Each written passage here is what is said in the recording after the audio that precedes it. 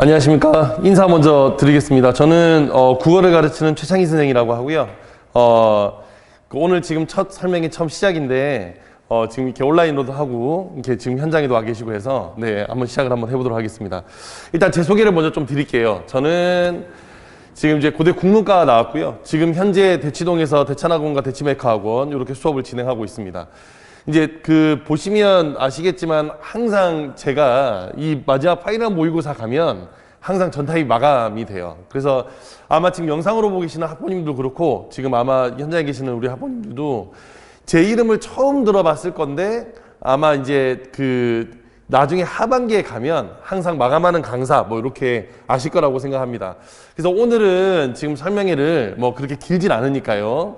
올해 수능에 어떻게 나왔는지 하고 그 다음에 국어 공부를 어떻게 겨울방학 동안 하면 좋을지 이런 간단하게 설명을 좀 드리고 제 수업해서 안내 드리도록 하겠습니다. 자, 먼저 올해 수능입니다. 벌써 이제 수능 친 지가 이제 한 3주 정도 됐는데 이제 수능 결과가 이제 다음 주면 나오죠. 이번 주에 나오는군요. 이번 주에 나오군요. 예. 어쨌든 나오는데 지금 현재까지 예상한 거 가지고 좀 말씀을 좀 드려볼게요. 일단은 지금 올해 수능 예상 등급 컷은 현재 화박어작문은 93점, 언어매체는 89점입니다. 이제 우리 예비고3 학부모님들은 아마 언론을 통해서 많이 보셨을 거예요. 항상 매년 국어 어려웠거든요. 그러다가 이제 올해 이제 사실은 작년이나 재작년에 비해서는 점수 컷이 올라가서 온라인 커뮤니티도 마찬가지고 학생들 쓰는 커뮤니티도 마찬가지고 학부모님이 쓰는 커뮤니티에서도 올해는 국어가 좀 쉬웠다. 그런데 이제 사실 그런 게 있습니다. 이게 점수가 주는 착시가 있어요. 이게 무슨 말씀이냐면 6년 전에 이제 한참 수능이 이제 그때 당시에 정부 정책이 1% 만점자 정책 이런 걸 썼어요. 그래서 아마 들어보셨어요. 물수능이라고. 그때 물수능일 때는 1컷이 100이었어요. 다시 말하면 한 문제도 틀리잖아요. 1등급. 전국에서 4% 안에 들어가려면 무조건 다 맞았어야 됩니다. 그러다가 한 문제 틀리면 2등급, 두 문제 틀리면 3등급 막 그랬거든요. 등급 컷이. 그때 등급 컷에 비하면, 그래서 그때 그랬어요. 사실은 요 점수를 평균 정도 내면 90점 초반인데, 이 90점 초반 등급만 나와도 그 당시는 어땠냐면, 국어 너무 어려웠어. 그러니까 실제로는 여기는 이 점수가 쉬운 점수는 아니거든요, 절대. 그러니까 어떤 느낌이냐면 하도 이제 몇 년간 이제 국어로 두들겨 패다 보니까 이 정도 점수만 나와도 국어는 그래도 좀 이번엔 평이했던 것 같아. 그러니까 이제 시험 끝나고 난 다음에 이제 전문 업체들하고 이제 더 총괄을 많이 했거든요. 모의고사 만드는 업체, 제가 자문해주는 업체도 있기 때문에 몇 군데는 이제 통화를 하다 보면 딱 그래요. 올해 국어가 쉬워서 어떻게 해요? 그래요. 왜요? 그러면 아니 국어가 좀 어려워야 선생님도 이제 아무래도 이제 수업하시면 좀 더 학생들도 많아지고 이게 아무래도 이제 공포심리가 있으니까 그렇지 않을까요? 그러더라고요. 그래서 제가 그런 얘기했어요. 점수는 이렇게 해서 학생들은 쉽다고 했을지 몰라도 어차피 90점을 넘겨야 전국의 4% 안에 들어가는 거니까 절대 쉬운 게 아니다. 이따가 제가 이제 예시로 문제를 좀 보여드릴 거거든요. 올해 수능에 나왔던 문제를. 결코 쉽지 않습니다. 그러니까 사실은 국어는 매년 어려운 게 맞는 거예요.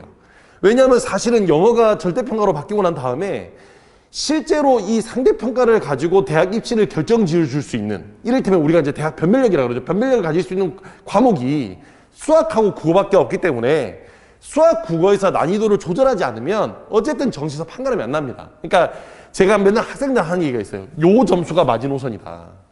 이거보다 더 쉽게 나올 수는 없다. 그러니까 나오더라도 90점 초반 정도에서 나와야 어쨌든 정시에서 판가름이 되기 때문에 이게 제가 보기에는 향후 한 2, 3년까지도 가장 높은 등급컷이지 않겠나.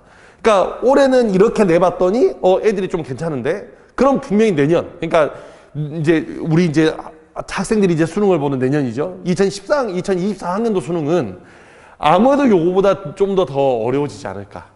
이제 여기까지 실험을 해봤으니까 요거보다 좀 더 어려워지지 않을까 싶습니다. 자, 그러면 또 하나하나 보겠습니다.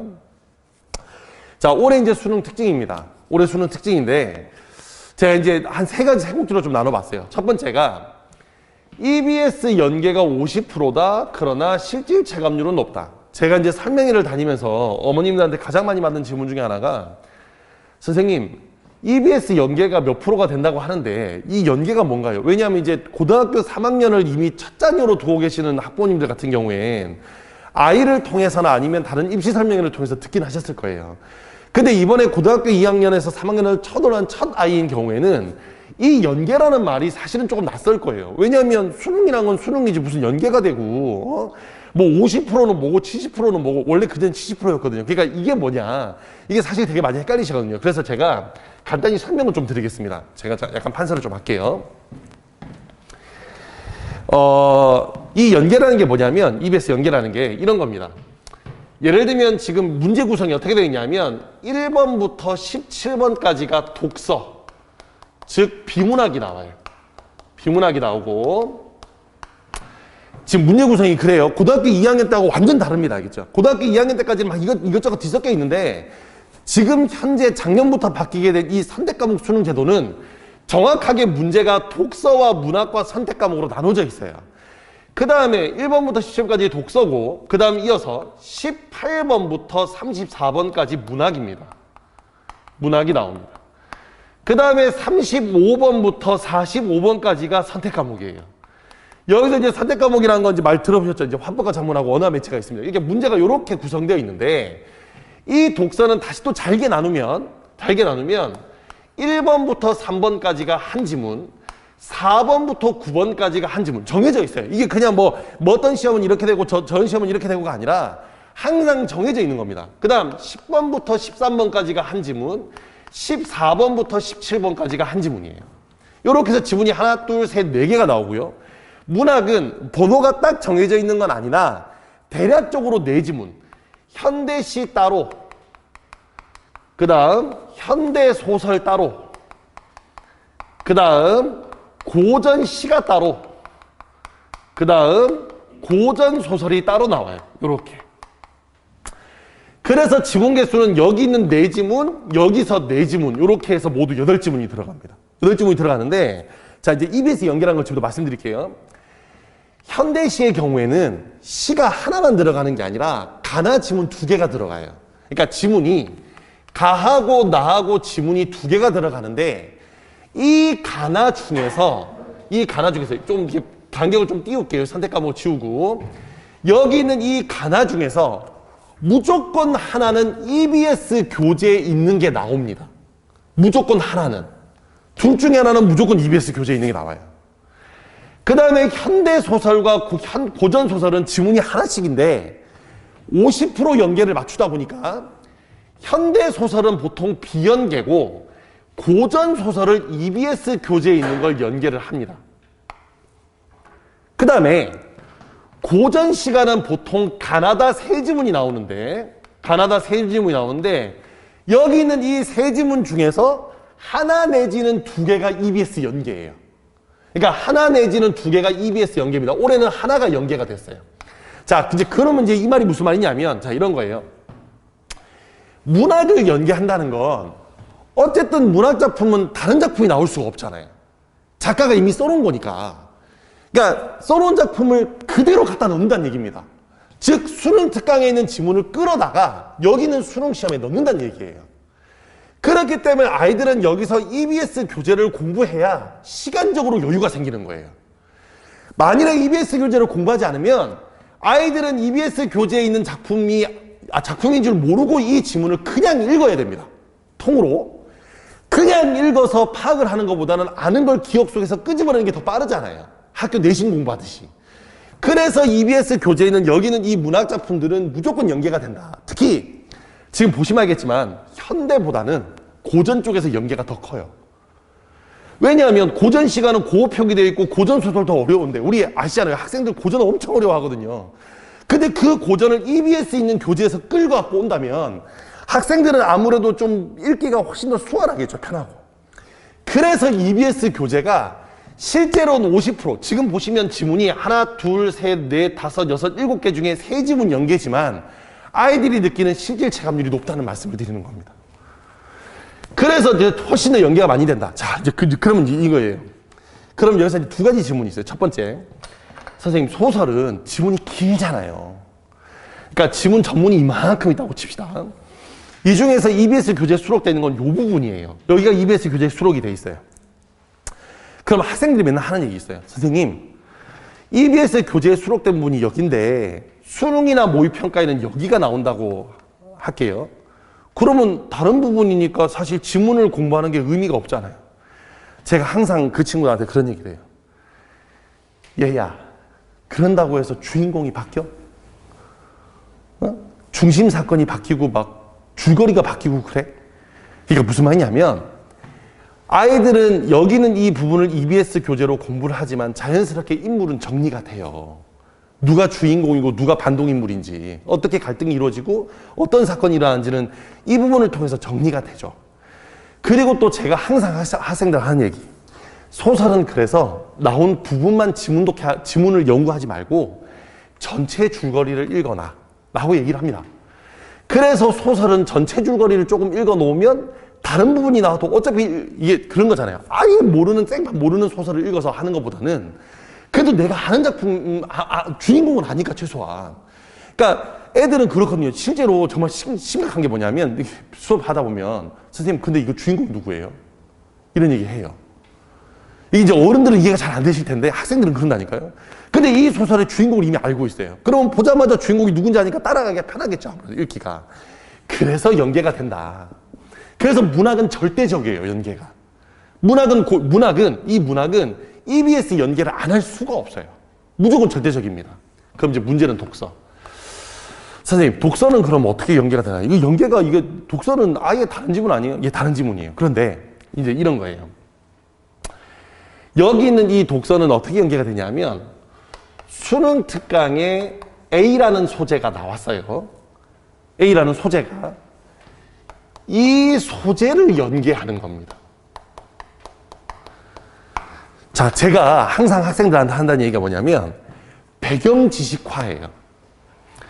올해도 여기는 4지문 중에 2지문이 연계예요. EBS 교재에서 갖고 왔어요.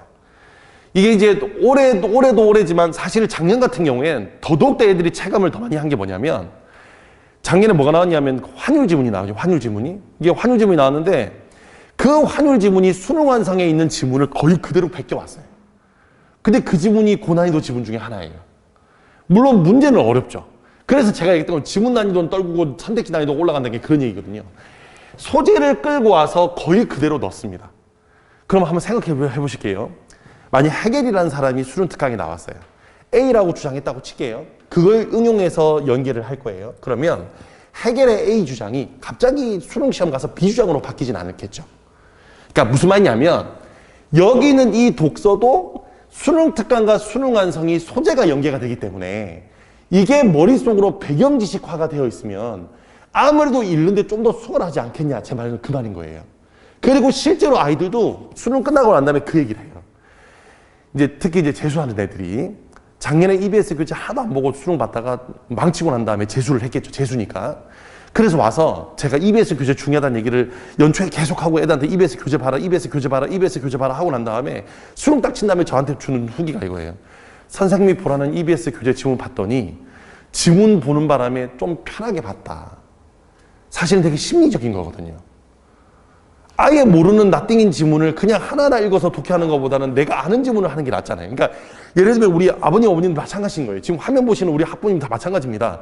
예를 들어 TV에 뉴스가 나오는데 제가 아는 뉴스가 나오면 좀 편하잖아요. 아무래도. 제 분야가 나오면 좀 더 읽기가 편하잖아요. 그러니까 그런 거예요. 그러니까 여기는 이 독서는 그런 식으로 연계다. 그래서 다시 일로 가면. 그래서 연계나 여기서 연계 50%라는 게 그런 식인데 독서는 소재를, 문학은 지금처럼 지문을 이용해가지고 연계를 하는데 실제로 애들이 느끼는 실질 체감률은 좀 더 높다. 그러다 보니까 실질 체감률이 높다 보니까 자연스럽게 지문의 난이도는 조금 낮아요. 작년도 그랬고 작년은 사실 지문도 어려웠는데 올해는 유독 더 지문도 난이도를 더 낮췄어요. 알아요, 평가원도. 아이들이 지문을 어렵게 생각한다는 걸 알고 있거든요. 그래서 지문의 난이도를 낮춰놓되 다만 선택지의 난이도를 높여서 아이들의 문제 해결 능력을 보는. 그러니까 수능이 작년부터 어떻게 바뀌어가냐면 점점 아이들의 문제 해결 능력. 이를테면 지문을 무작정 어렵게 되니까 애들이 시간 안에도 못 풀고 이제 평가원도 되게 예의주시하거든요. 자기들의 어떤 여론을. 학생들이 맨날 평가원 욕하는 거 알고 있으니까 지문 난이도를 최대한 좀 떨어뜨리고 선택지의 난이도를 높여서 아이들에게 조금 더 너는 지금 이 지문을 읽고 문제를 풀 수 있는지에 대한 능력. 사실은 시험이란 건 문제 해결 능력이 정말 중요하잖아요. 그러니까 거기에 좀 더 포커스를 맞춰서 문제를 내는 형태로 바뀌어가고 있다. 그 다음 올해 이제 가장 큰 건 공통 과목, 즉 문학과 독서의 난이도는 좀 줄었어요. 그러니까 지문 난이도가 주니까 당연히 난이도가 낮죠. 지문을 읽을만 하니까 아이들은 이 난이도가 낮다고 생각합니다. 반대로 이따가 이제 오답률 보여드리겠지만 올해는 선택 과목이 핵심입니다. 만일에 2024학년도에도 그렇게 나올지는 모르겠지만 딱 어떤 느낌이냐면 이런 느낌이에요. 지금 이제 요 계시는 분들, 우리 지금 영상으로 보고 계시는 학부모님들 지금 이제 그런 생각 하실 거예요. 우리 애는 고3 올라가서 표준 점수에서 조금이라도 이점을 받기 위해서 선택 과목을 엄매로 해야 되겠다. 그러니까 아이의 어떤 성향, 아이의 지금 상황 이런 거 생각 안 하시고 야, 너 엄매해 라고 강요하는 학부모님들 꽤 많대요. 올해의 시험은 어떤 느낌이냐면 그냥 단순히 점수 달라고 엄매를 선택했다면 너는 큰 거 다칠 거야 시험이었어요. 올해 그 엄매가 화작보다 등급컷이 4점이 낮은 이유가 여기는 이 선택 과목이 있거든요. 한번 보실게요. 자, 이게 오답률입니다. 자, 이게 이제 언어 매체 오답률이고 지금 이게 EBS 기준입니다. 이게 이제 화부과정 오답률입니다. 보시면 독서가 어렵죠. 독서가 어렵습니다. 이제 아시잖아요. 이 비문학이 어려운 건 마찬가지. 비문학이 어려운 건 어려운 거예요. 그런데 여기 지금 보시면 언어라고 되어 있는 게 지금 세 문제가 껴있죠. 이 언어가 문법이에요. 문법이 모두 몇 문제가 나오냐면 5문제가 나오거든요. 언어 매체에서 총 5문제가 나오는데 그 5문제 중에서 3문제가 상위 10위권 안에 있는 거예요. 특히 첫 번째 문제는 지금 선명히 잘 안 보이실 텐데 우리 화면을 보시는 어머님들은 오답률이 80%예요. 문법 문제가 정답률이 20%밖에 안 됩니다. 그 다음 문제, 여기는 또 문법 문제예요. 여기 오답률이 72%입니다. 대략. 그러면 정답률이 28%밖에 안 돼요. 그러니까 무슨 말씀이냐면 여기는 이 문법으로 난이도 조절을 세게 했다. 물론 제가 생각하기엔 평가원에서 문법을 의도적으로 어렵게 냈냐 그건 아니고 아까 얘기했던 것처럼 선지의 난이도를 가지고 조절하다 보니까 선택지를 딱 보면 처음에 답이 안 보이도록 만들어놨어요. 그러니까 개념이 어려운 게 아니에요 절대. 개념은 별게 아니에요. 그냥 합성어, 파생어 들어보신 적 있죠, 그죠? 합성어, 파생어 물어보는 문제예요. 근데 그 문제를 그 합성어, 파생어를 얼핏 보기엔 잘 보이지 않도록 그렇게 해서 배치했다. 그래서 이렇게 문법 문제를 상위권 안에 넣었어요. 마찬가지 화부가 장모도 마찬가지입니다. 보시면 다 독서인데 중간에 화제가 껴있죠. 문학보다도 높아요. 그래서 올해는 엄매를 하든 화작을 하든 어쨌든 선택 과목에 신경을 좀 써라.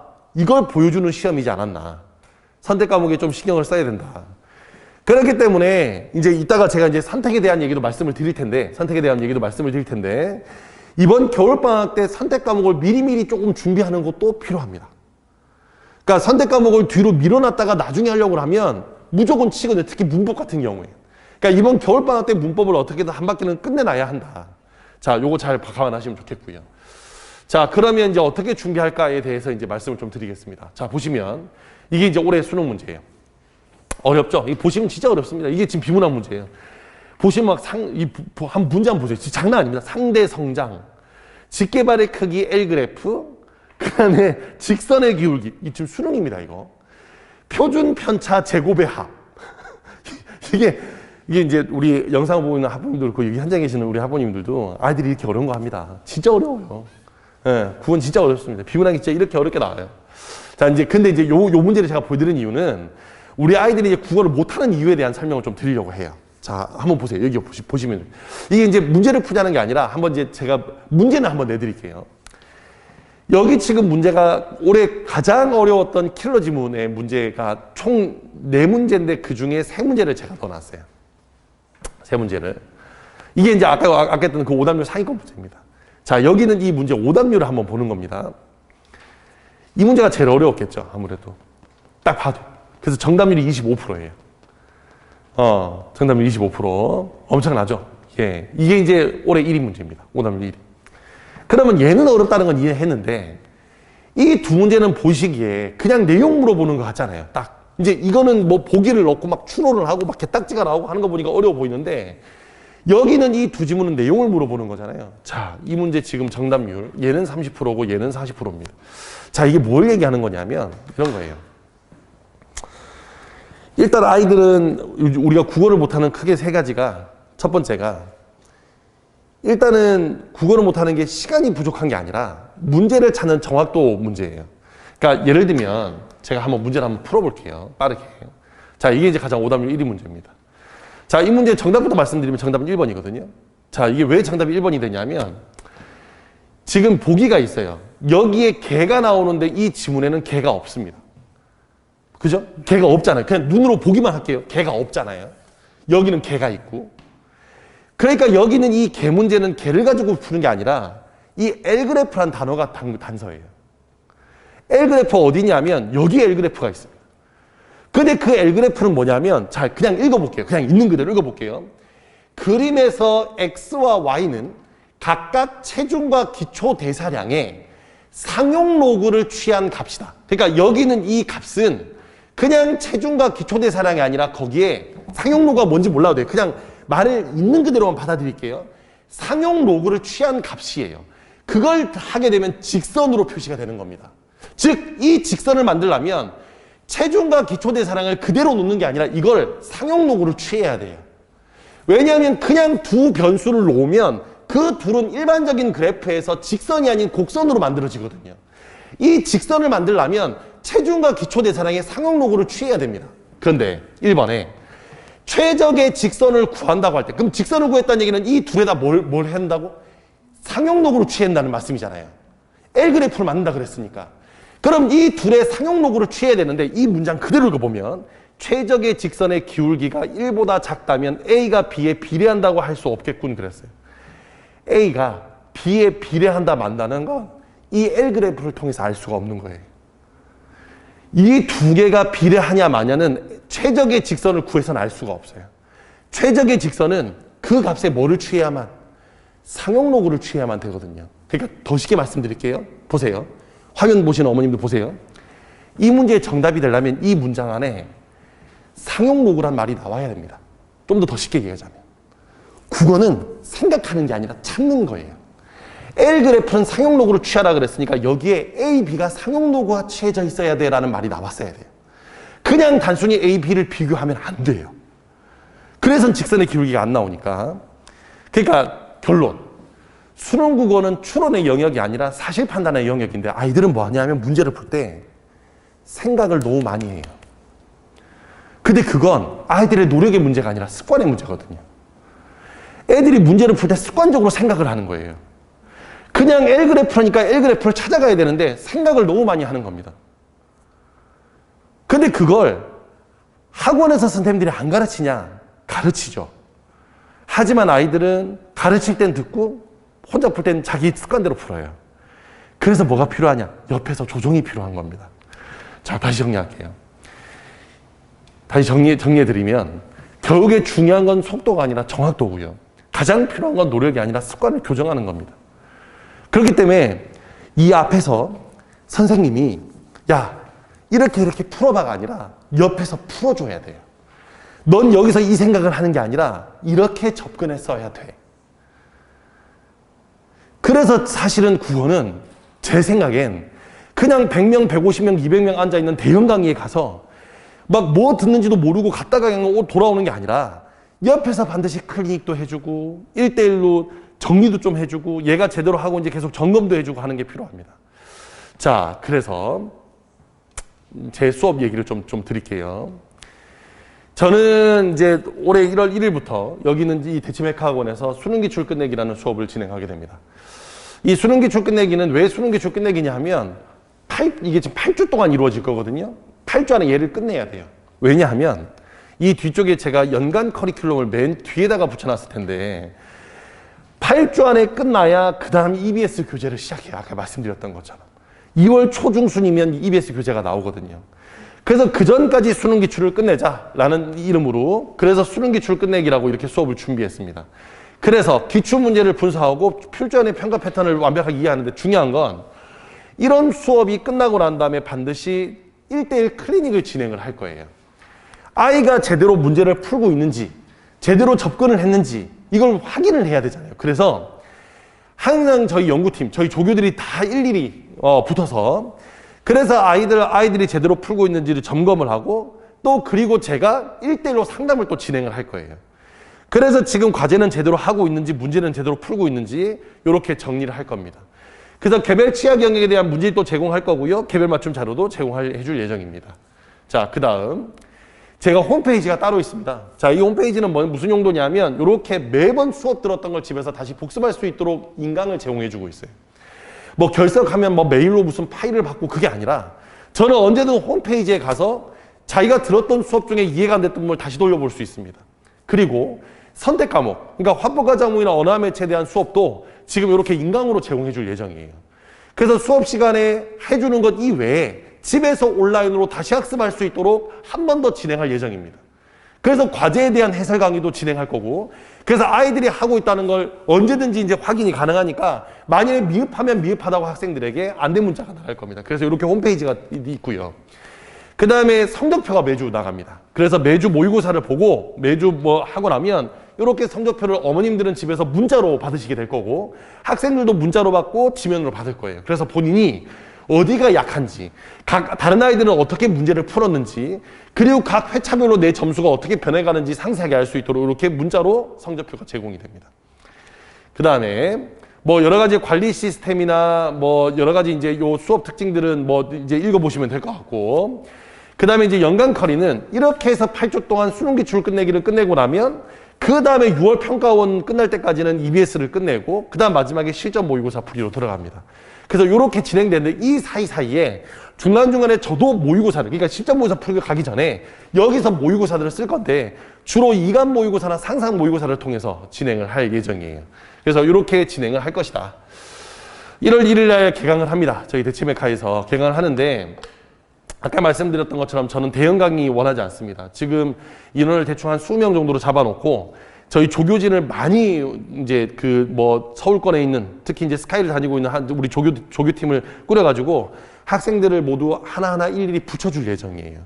그래서 전담 조교 형태로 아이들을 관리하고 그리고 매주는 힘들더라도 최소한 2주에 한 번씩 아이들이 지금 어떻게 하고 있는지 제가 또 직접 검토를 할 거고 그렇게 해서 8주 동안 최소한 저하고도 한 3-4번 우리 조교단은 매주 클리닉을 진행해서 아이들의 습관도 교정하고 정확도도 올릴 생각입니다. 그래서 확실한 관리 필요하시다면 저한테 보내주시면 제가 확실하게 이번 겨울방학 동안에 국어를 만들어서 성적 잘 나올 수 있도록 그렇게 한번 만들어 보도록 하겠습니다. 그럼 저는 여기서 마치도록 하겠습니다. 감사합니다.